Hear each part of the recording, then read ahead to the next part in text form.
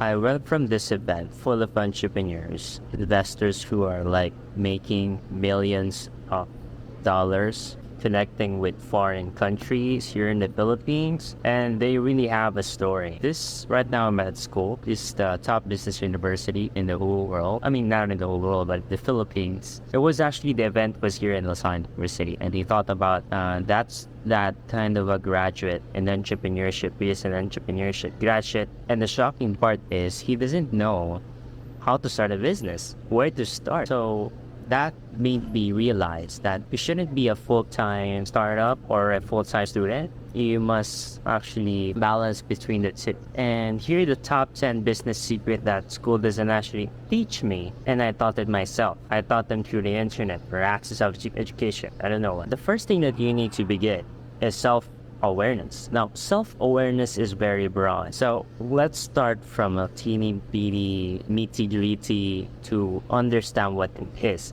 So basically, self-awareness is about knowing yourself because unconsciously, you don't know yourself. You don't know your weakness. You don't know your strength. You don't know your passion. You don't know your purpose. But remember, the greatest entrepreneurs who wants to start a business or an agency start with a passion. Then through those passion, they build purpose. And that purpose, that becomes their fuel to start and never give up. So you must have the self-awareness on how to do that, which I actually teach my students on how to do that through those worksheets that I give them. But more importantly, you must start with your passion. Remember the difference between passion, purpose. Passion is selfish, purpose is selfless. And what keeps you going is creating and doing meaningful work. That is purpose. So focus more on building purpose, but it's good to start with your passion so that it will be like a foundation to you on building your purpose. Now, embracing failure, man. I know that you watch a lot of motivational videos and how to overcome failure or why failure is good, but have you actually implemented it, right? We all know that we should be risk-taking. You know that as an entrepreneur, you watch it with multiple people. Now, I'm asking, is that idea that you have in mind or from others, are you executing it? Because if you're not executing ideas, then practically you are wasting your time.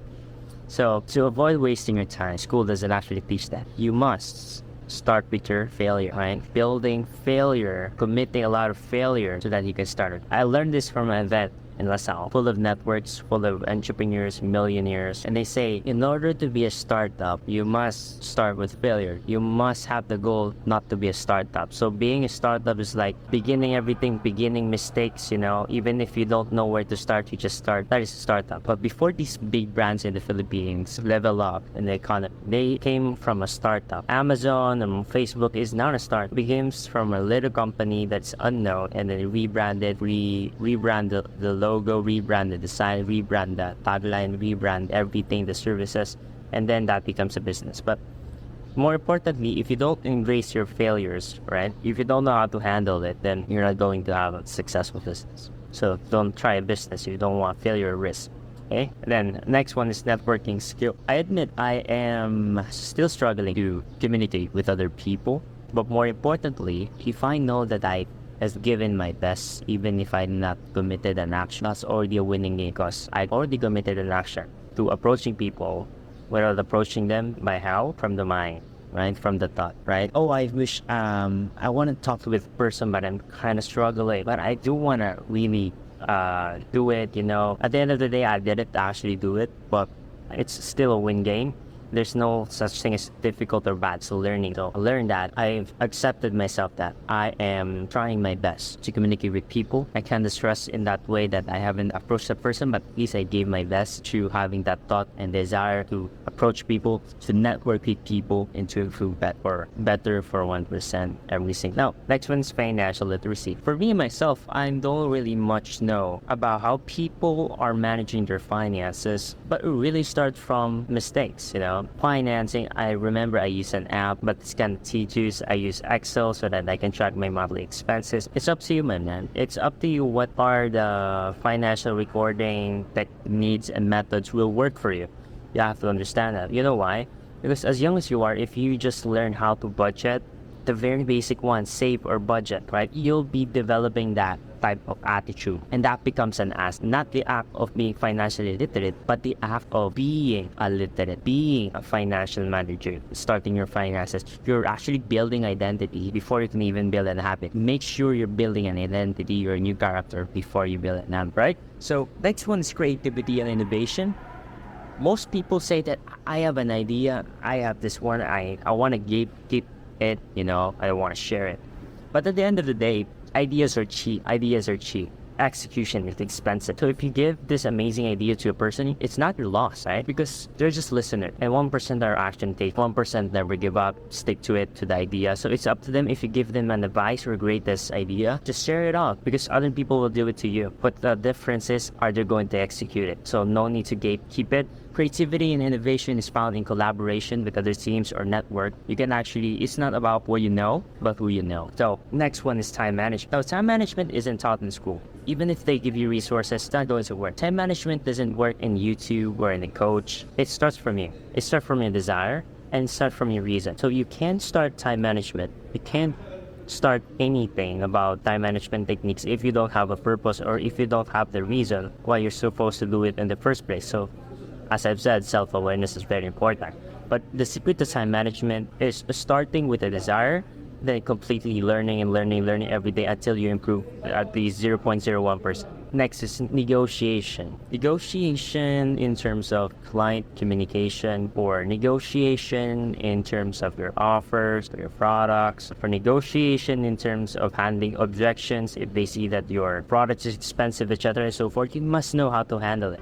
You need to know this client negotiation or sales techniques that you need to do in order to be great at sales. You need to learn sales so that you can know how to handle customers and how to understand the problem, right? So when I define sales, it's about being empathetic or understanding the problem of the customer before you make a sale.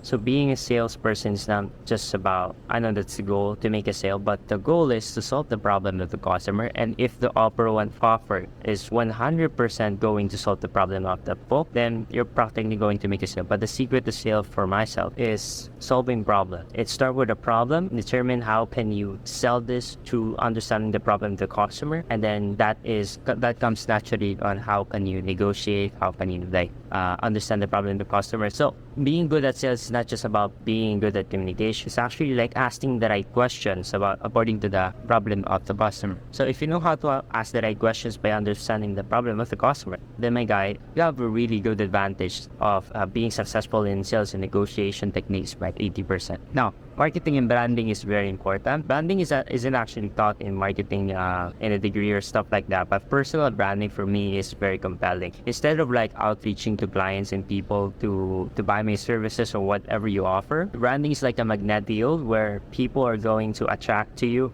and they're going to want to apply for you instead of you outreaching them and then marketing your service. The difference between marketing is like spreading your getting attention to people, maybe email, maybe social media, maybe advertising, but mostly it's kind of better if you build your personal brand so that you can magnet people instead of them like getting their attention and stuff like that. And when it comes to advertising, I think you shouldn't do that in the first place in your business if you don't have an organic reach or in the community. So build first in organic reach, build first in making content experience and teaching how your teams can scale, and then do advertising, paid advertising. The next one is adaptability and agility. Yeah, you should be adaptable and agile because the market, the business itself is more on solving people's problems, especially in the AI. Now we have AI around the world. We have ChatGPT, OpenAI, or Zapier or stuff like that. The secret to become relevant and to like make your business thrive for the next 5 to 10 years is to be agile, flexible, adaptable. This is the biggest thing. Most entrepreneurs, when I went to that event, they said that you have to be agile and adaptable. So if you don't train your skills about this and not